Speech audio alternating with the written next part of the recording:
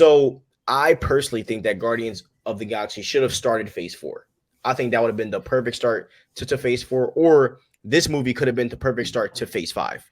Um, I do think this movie should have came out earlier than it was, but I mean, I still think the movie is going to hit because this is basically the last Guardians of the Galaxy movie with the original Guardians cast. Is probably going to change after this.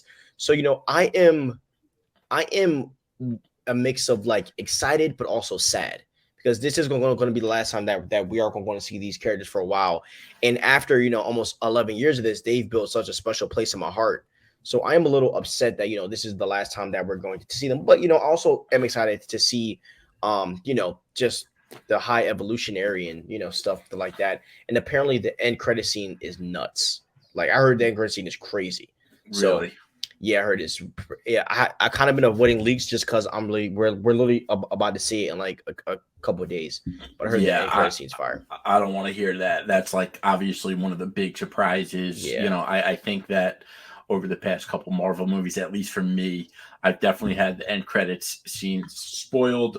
Mostly, here's the thing.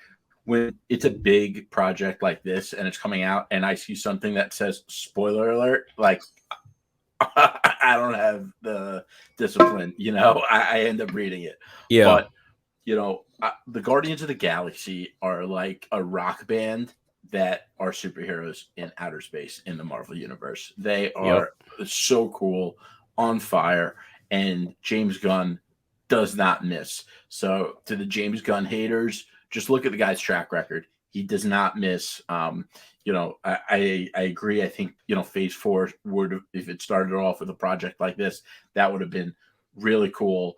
And it's reliable. Guardians of the Galaxy, James Gunn, great track record. I loved the Christmas special.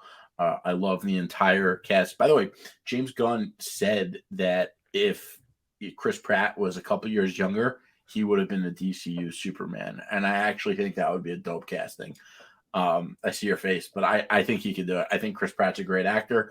Um, God you no. know, But yeah, man. I mean, like as in Guardians. I mean, so Adam Warlock gets 10 minutes of screen time. I'm not angry about that, but also I am, but because I think it's gonna be all right. But I feel like we were misled. Like I was so stoked to see Adam Warlock. Will Poulter looks awesome as Adam Warlock.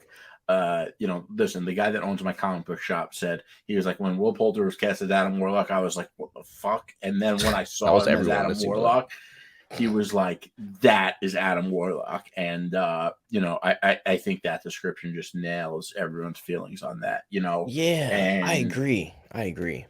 I just want more Adam Warlock than 10 minutes. But Yeah, I'm it's happy just that they're not killing shocking. him off.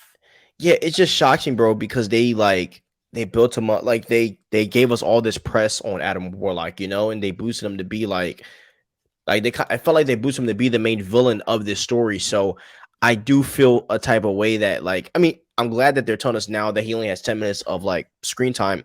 But why would you build him up and give us all this art, all this concept art, all these stills when we're only going to see him for a couple Because he minutes? looks fucking dope. That's why they're He doing does it. look amazing. He But does look amazing. I think, he's also saying that like the High Evolutionary is the cruelest villain, of the MCU ever had.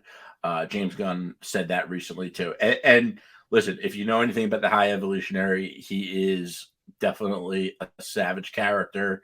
I forget. I don't Yeah, know how he's to a pronounce this sicko. actor's name.